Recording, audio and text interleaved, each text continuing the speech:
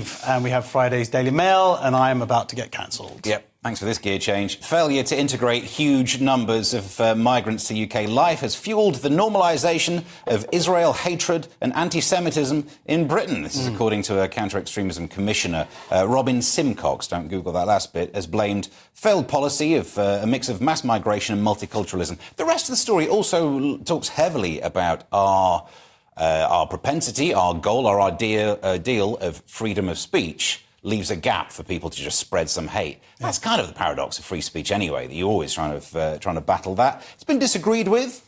There's Tom Tugendhat said, I think the United Kingdom is a country and environment in which we take all threats to communities extremely seriously. I thought it was interesting that the two people disagreeing are slightly talking about different things. That's exactly what I picked up on. All right. No, exactly that. He's answering a different point. One is talking about the point within anti-Semitism within the Muslim community, and the other one is basically saying, yeah, but we'll protect Jewish people, don't worry about it. Yeah. That's not the same point at all, is it, Nick?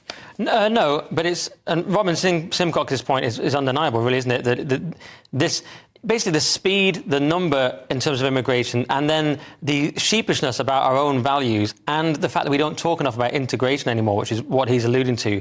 That is a massive problem. And it only gets harder politically, if you think about it. The more the demographics of the country change, it doesn't get easier to say something like, well, you should probably learn the language. It only gets harder politically to say that, even though the need becomes more pressing. But obviously it gets harder because you've got different groups who say, well, that's racist or something. So it doesn't get any easier to make these points. And we've failed to make the case for our culture and for integrating. And that's become a threat now, as we see. It's always been a threat, but it's becoming more obvious. And Steve makes a good point about the paradox of free speech. That is the issue. You could argue our system kind of invites its own destruction, because if you have to have people, if you say, no, Hamas people are free to say we should, obliterate our entire system, they're using free speech, and they would have us, ideally in their minds, put in a system that would obviously not have free speech. So that's the problem with that. Yeah, and then, of course, we're talking about who's free speech, because there's a van that has posters of the kidnapped victims captured by Hamas, and it's driving around London, and they were stopped from going into any areas that had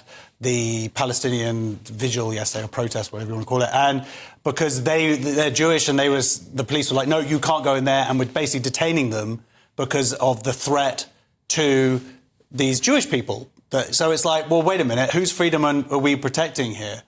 It's like, what, we're protecting the freedom to not be attacked. Well, that's not the same as the freedom of speech, surely. It's taking away their freedom of speech. Anyway, there is an interesting debate here, of course, but unfortunately now we're sort of moving beyond debate, where we're seeing it in real life. The other issue that I would say that he raises is Tom Tugendhat makes a point about how his wife speaks French at home and this and that. That's not really the point in terms of integration as such. The fact that we're talking about value systems here. And I guess one of those values is free speech. Yeah, his point was a bit more showing off how middle class he is. Yeah. My wife speaks French. My children speak 5 languages, or whatever. Yes, anyway.